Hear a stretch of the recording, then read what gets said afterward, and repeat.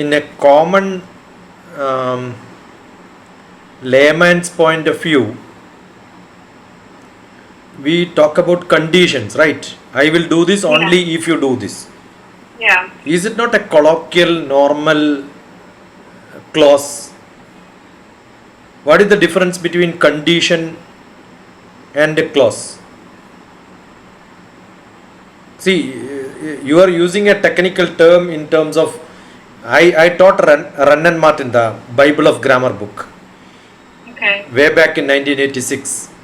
Right. So we teach like this only. But after some time I started thinking, this is all condition, right? Yeah. If this happens, then that will happen. Only if you burn the fire, the food gets cooked. Yeah. It's a condition. All that sentence what you said in terms of clause, it is entirely different from a phrase. So I wish you would have defined what is a phrase first, no? Is not the phrase is the first step and then the clause? Yes. So one sentence or one introduction of, I don't know whether it's a continuous class, already people have learned the phrase, then Sheikha has done a good job. But that's what I had intended, but yeah. Yeah, probably. But why? Probably it's little involved because the base of the phrase has not come into picture. Yeah. And then add along with a normal phrase, I am adding little more condition. Yeah. Then what is the difference between condition and a clause? Is there a difference or do you know the difference? Yeah, anything. All that what you said, all these are condition, right? Yeah. You do this, then only I will do this. Yeah. You see every advertisement there is a condition apply, right? So it's a clause. I guess it's just that for some, when you use certain words, then it won't be conditioned. For example, if I'm saying... No. The basic difference is conditions are all non-hypothetical. Clause is hypothetical. Yes, sir, I have a question. Yeah. So one of the subordinate clauses, although. Yeah. So, for example, if I say,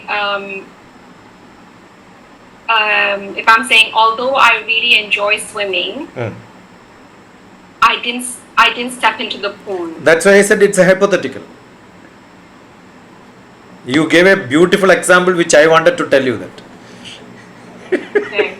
It's a hypothetical one. There is no condition. I need not do it.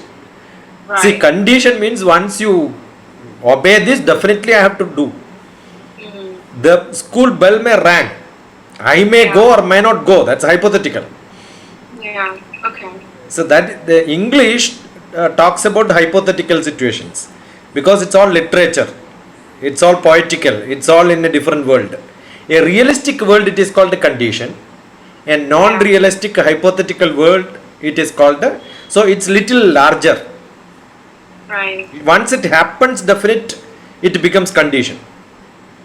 It may or may not. That's why you said although, right? The next sentence what I wanted to tell you was that. Then you told that. So you realized it. Yeah, that's the difference. Yeah, appreciate it. Yeah. So I am still trying to make sense out of all this. Okay, so you are saying there is condition and a clause. Yeah. Condition is real and clause is hypothetical. Yeah. When we talk about physics, we have cause and effect. Understood? If it happens, then that will happen. If there is gravity, acceleration is there. They are all conditional. You cannot question it. When I say if something is falling, that means it has to be there. No, I cannot question it. Yeah. So in the physical world, in physics, what happens is condition. In literature, what happens is all hypothetical. That is why for the realistic people, it is little harder to. So if you bring this barrier into place, I am sure everybody will understand. That's the difference. That is how you declutter things, right? I know something, from there you bring the next one. Yeah. I know if I kick the ball will go. It's a condition, not a clause. Understood? But if I see, but I can also kick without using force, right? So it is hypothetical. So that is why you have a subordinate clause, adding little more. Then you have to say, if I kick the ball with the force, another condition. Two conditions apply there.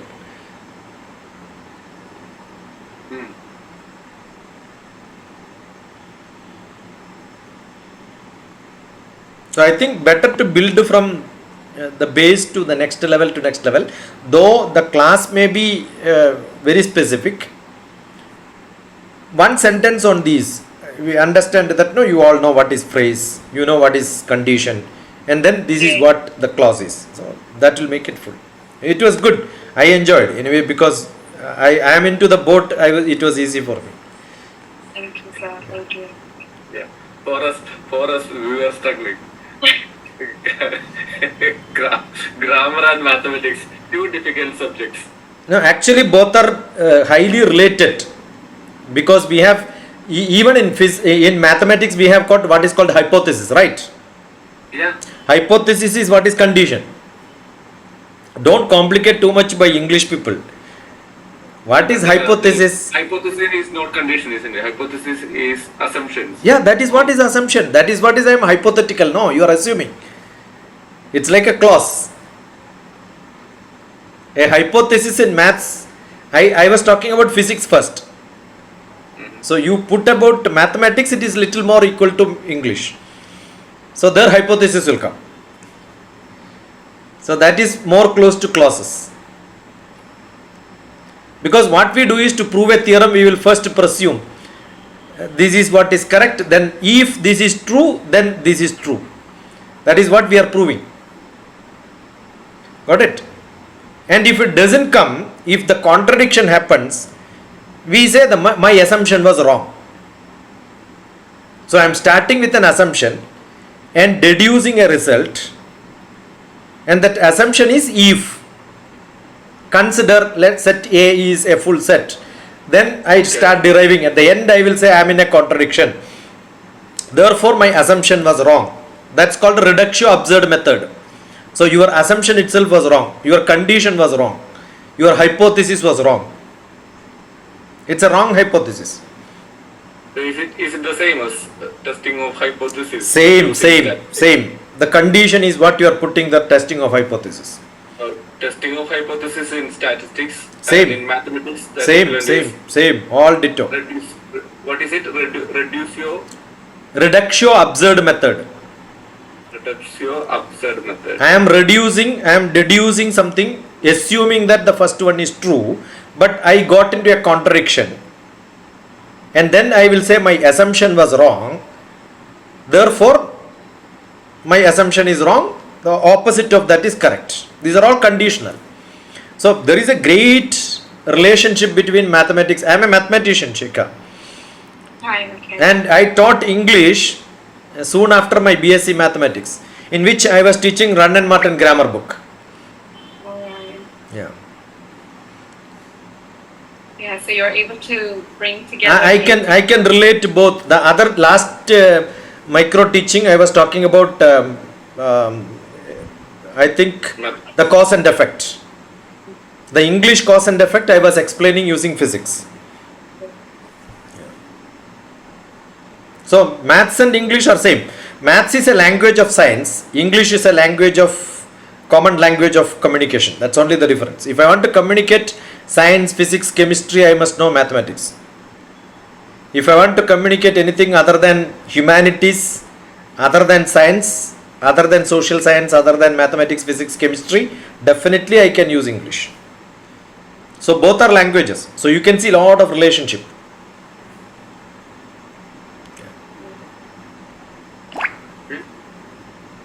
Good. It's highly logical, but I want the people know, we know something, so we presume that everybody knows that. So bring them up so that they will be in your hands. Yeah, it's like what you said. I mentioned the follow-up lesson. So Yeah. we have the first lesson where we go into phrases and clauses. But yeah, Correct, definitely. correct. Yeah, I'm sure that will be the sequence. First phrase, then Yeah. take it a little because everybody understands normal layman's condition. Talk Yeah. about condition and say when you make it hypothetical, it becomes. That would be that will make it much more easier.